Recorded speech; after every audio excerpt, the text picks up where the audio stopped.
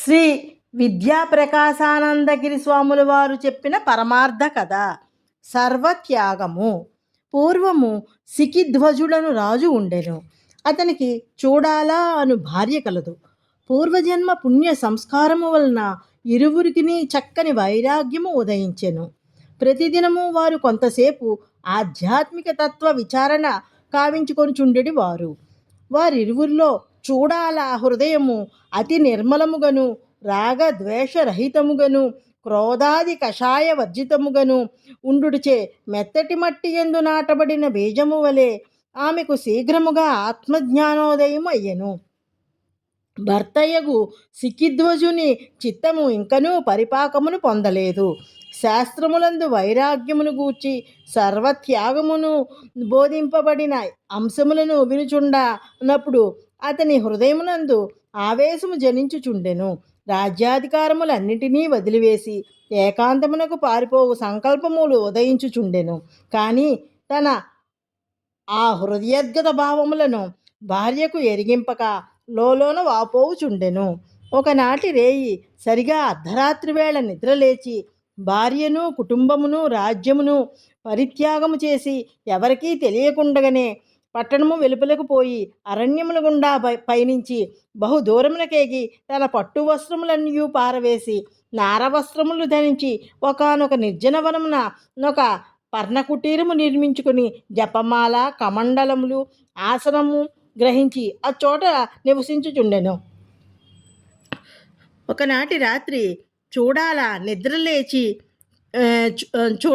పడకపై భర్త సికిధ్వజుడు లేడు.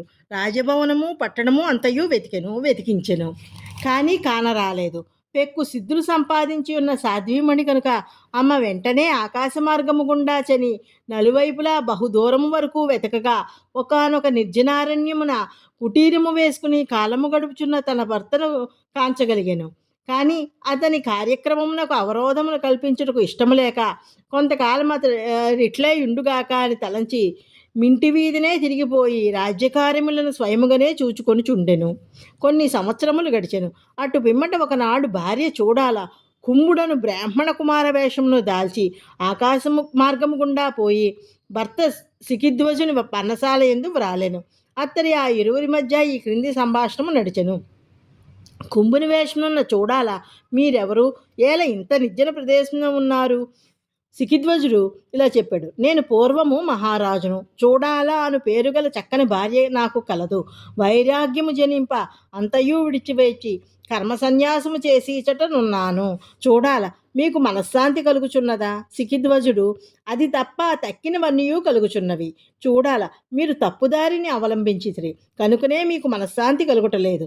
శాస్త్రములు సర్వత్యాగము మోక్షహేతువని వచించినవి, కానా మీరు చేసినది సర్వత్యాగము కాదు. రాజ్యము, పరిజనులు, భార్య, కుటుంబము మొదలగు బాహ్య వస్తువులను మీరు విడిచితే కానీ మనస్సున గల దృశ్య సంకల్పములను, వాసనలను విడనాడలేదు.